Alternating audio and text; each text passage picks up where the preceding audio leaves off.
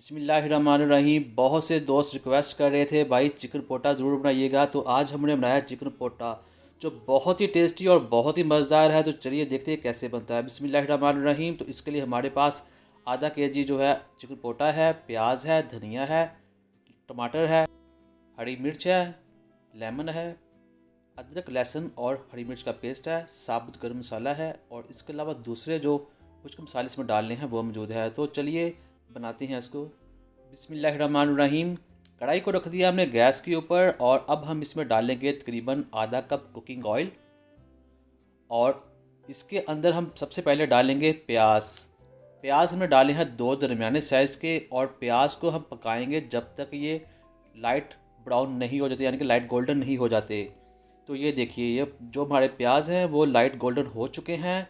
और सबसे पहले हम इसमें डालेंगे अदरक लहसुन और हरी मिर्च का पेस्ट जो तकरीबन 2 चम्मच है और एक बड़े साइज़ का टमाटर और 3 अदद दरमियाने साइज़ की हरी मिर्च। जो दोस्त चैनल पर नए हैं उनसे रिक्वेस्ट है चैनल को सब्सक्राइब कर लें और वीडियो को भी लाइक कर दें। वीडियो से मुतालिक कोई भी सवाल करना आप सवाल कर सकते हैं, आपको हर सवाल का इंशाल्लाह जवाब ज़रूर मिलेगा।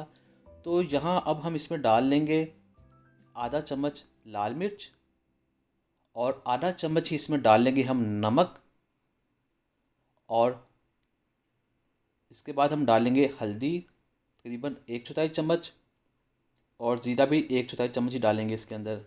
अब हम इस मसाले को पकाएंगे अच्छे तरीके से और इसकी अच्छे तरीके से भुनाई करेंगे। तकरीबन 2 से 3 मिनट तक इसको पकाएंगे। तो ये देखिए, इसकी जो भुनाई है वो अच्छे तरीके से हो चुकी है। तो सबसे पहले हम इसमें डाल लेते हैं आधा किलो पोटा। अब इसको हम इसके अंदर अच्छे तरीके से मिक्स करेंगे और इसकी हम भुनाई करेंगे तकरीबन 8 से 10 मिनट के लिए। ये देखिए, यहाँ हमने इसको तकरीबन 8 से 10 मिनट तक अच्छे तरीके से भून लिया है। यहाँ इसकी 8 से 10 मिनट भुनाई बहुत ज़रूरी है, आपने इसको कम नहीं भूनना वरना इसका जो टेस्ट है वो नहीं बनेगा, रेसिपी सही नहीं बनेगी। ये देखिए कितने अच्छे लग रहे हैं। तो अब हमने क्या करना है, अब हम इसके अंदर डाल देंगे पानी।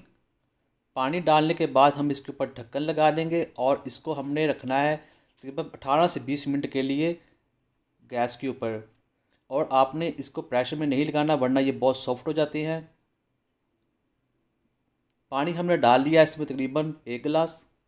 तो अब हम इसके ऊपर ढक्कन लगा देते हैं और इसको रख देते हैं हल्की आंच पर तकरीबन 20 मिनट के लिए।